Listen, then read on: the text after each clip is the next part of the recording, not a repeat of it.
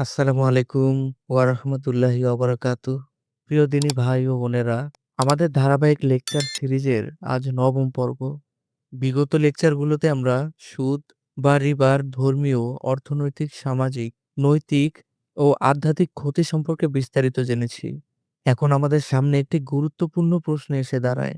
যদি সুদ এতই ক্ষতিকর হয়, তাহলে এর বিকল্প কি?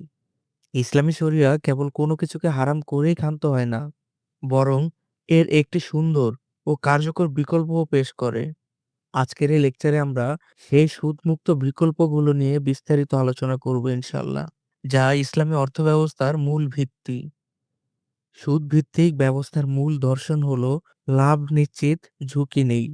এখানে ঋণদাতা কোনো প্রকার ঝুঁকি না নিয়েই তার পুঁজির উপর একটি নির্দিষ্ট হারে অতিরিক্ত অর্থ লাভ করে। অন্যদিকে ইসলামী অর্থব্যবস্থার মূল দর্শন এর সম্পূর্ণ বিপরীত। এখানে লাভ বা ক্ষতি উভয়ই অংশীদারদের মধ্যে ভাগ করে নেওয়া হয়, যাকে ইংরেজিতে প্রফিট অ্যান্ড লস শেয়ারিং বলা হয়।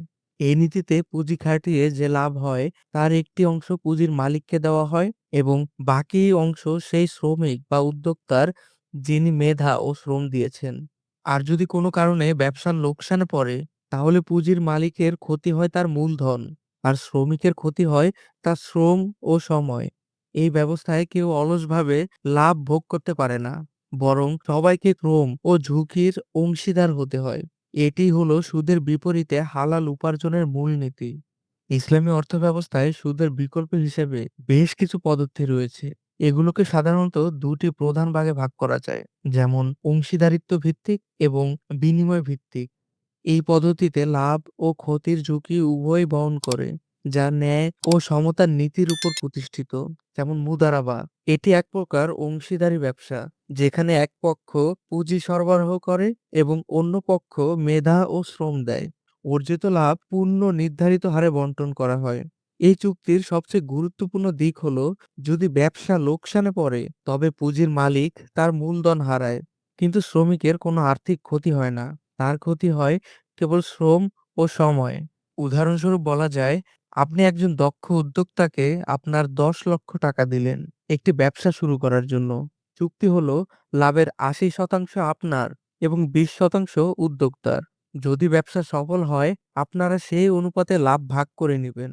যদি ব্যবসা লোকসানে পড়ে, তাহলে ১০ লক্ষ টাকা আপনার লস হবে, আর উদ্যোক্তার কেবল তার শ্রম ও সময় নষ্ট হবে।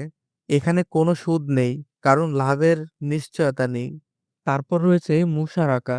এটি এমন একটি অংশীদারি ব্যবসা যেখানে দুই বা ততোধিক পক্ষ মূলধন ও শ্রম উভয়ই প্রদান করে। লাভ ও ক্ষতি উভয়ই তাদের মূলধন ও শর্ত অনুযায়ী বণ্টিত হয়। এই পদ্ধতিতে সবাই ব্যবসার ঝুঁকি ও মুনাফায় সরাসরি অংশ নেয়। এটি মুদারাবার চেয়ে বেশি সমতাপূর্ণ, কারণ এখানে উভয় পক্ষই মূলধন প্রদান করে। উদাহরণস্বরূপ বলা যায়, দুই বন্ধু মিলে একটি রেস্টুরেন্ট শুরু করলো। একজন ৬০% মূলধন দিল এবং অন্যজন ৪০%। তারা নিজেদের মধ্যে কাজ ভাগ করে নিল। যদি লাভ হয়, তারা তাদের মূলধনের অনুপাত অনুযায়ী তা ভাগ পাবে। আর যদি লোকসান হয়, তাহলে সেই হারেই লোকসান বহন করবে। বিনিময় ভিত্তিক পদ্ধতি, এই পদ্ধতিগুলো সরাসরি পণ্যের ক্রয় বিক্রয় বা সেবার বিনিময়ের উপর ভিত্তি করে প্রতিষ্ঠিত হয়, যা সুদের মতো ঋণের উপর ভিত্তি করে নয়। যেমন বাই মুদারাবা, এটি এক ধরনের ক্রয় বিক্রয় চুক্তি, যেখানে একজন ক্রেতার অনুরোধে একটি ইসলামী ব্যাংক বা আর্থিক প্রতিষ্ঠান কোনো পণ্য, যেমন গাড়ি, যন্ত্রপাতি অথবা কাঁচামাল ক্রয় করে এবং তারপর একটি নির্দিষ্ট মুনাফা যোগ করে ক্রেতার কাছে তা বিক্রি করে। ক্রেতা এই মূলধন কিস্তিতে বা একবারে পরিশোধ করতে পারে। এটি কোনো ঋণ নয়, বরং একটি বিক্রয় চুক্তি। উদাহরণস্বরূপ বলা যায়, আপনার একটি নতুন গাড়ি প্রয়োজন, কিন্তু আপনার কাছে যথেষ্ট টাকা নেই। আপনি ইসলামী ব্যাংকের কাছে গেলেন। ব্যাংক প্রথমে গাড়িটি তার নিজের নামে কিনবে এবং এর মালিকানা গ্রহণ করবে। এরপর ব্যাংক তার একটি নির্দিষ্ট লাভ, ধরুন ১০% যোগ করে গাড়িটি আপনার কাছে বিক্রি করবে। আপনি সেই মূল টাকা ও লাভ উভয় কিস্তিতে পরিশোধ করবেন। এখানে কোনো সুদ নেই, কারণ এটি একটি নির্দিষ্ট পণ্য কেনা-বেচার চুক্তি। ইজারা, এটি মূলত ভাড়ার চুক্তি, যা ইসলামী ব্যাংকিংয়ে ব্যবহৃত হয়। কোনো সম্পত্তি, যেমন গাড়ি, বাড়ি বা যন্ত্রপাতি নির্দিষ্ট সময়ের জন্য ভাড়ায় দেওয়া হয়। এর মাধ্যমে মালিক ভাড়ার বিনিময়ে আয় করে। চুক্তির মেয়াদ শেষ হলে সাধারণত সম্পত্তিটি ভাড়া গ্রহীতার কাছে একটি নির্দিষ্ট মূল্যে বিক্রি করে দেওয়া হয়। এটি সুদের বিকল্প হিসেবে গৃহঋণ বা গাড়ি কেনার ক্ষেত্রে ব্যবহৃত হয়। সুদমুক্ত বিকল্পের শ্রেষ্ঠত্ব। কেন এটি সুদের চেয়ে উত্তম? এই সুদমুক্ত বিকল্পগুলো সুদের চেয়ে বহু কারণে উত্তম এবং কল্যাণকর। কারণ এটি সমাজে ন্যায় ও সমতার নীতি প্রতিষ্ঠা করে। এখানে এক পক্ষ ঝুঁকি ছাড়া লাভ ভোগ করতে পারে না। এই পদ্ধতিগুলোতে অর্থ কেবল অলসভাবে আটকে থাকে না, বরং উৎপাদনশীল খাতে প্রবাহিত হয়, যা কর্মসংস্থান সৃষ্টি করে, উৎপাদন বাড়ায় এবং অর্থনীতিকে শক্তিশালী করে। এই পদ্ধতিগুলো সমাজে ভ্রাতৃত্ববোধ ও পারস্পরিক সহযোগিতার মনোভাব তৈরি করে। সবাই একে অপরের লাভ ও ক্ষতির অংশীদার হওয়ায় সামাজিক সম্পর্ক দৃঢ় হয়। এই পদ্ধতিতে সম্পদ মুষ্টিমেয় কিছু লোকের হাতে কুক্ষিগত হয় না, বরং তা উৎপাদনশীলতার মাধ্যমে সমাজের সকলের মধ্যে বন্টিত হয়। প্রিয় ভাই ও বোনেরা, ইসলাম কেবল সুদকে নিষিদ্ধ করেই ক্ষান্ত হয়নি, বরং একটি টেকসই, ন্যায়ভিত্তিক ও মানবতাবাদী অর্থনৈতিক ব্যবস্থার উপহার দিয়েছে।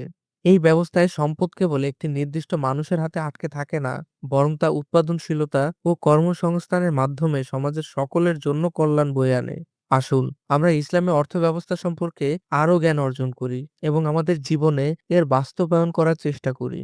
আমাদের পরবর্তী ও শেষ লেকচারে আমরা বর্তমান সমাজে সুদের চ্যালেঞ্জ ও এর উত্তরণের পথ সম্পর্কে আলোচনা করব ইনশাআল্লাহ। আল্লাহ তাআলা আমাদের সকলকে সঠিক পথে পরিচালিত করুন। আমিন।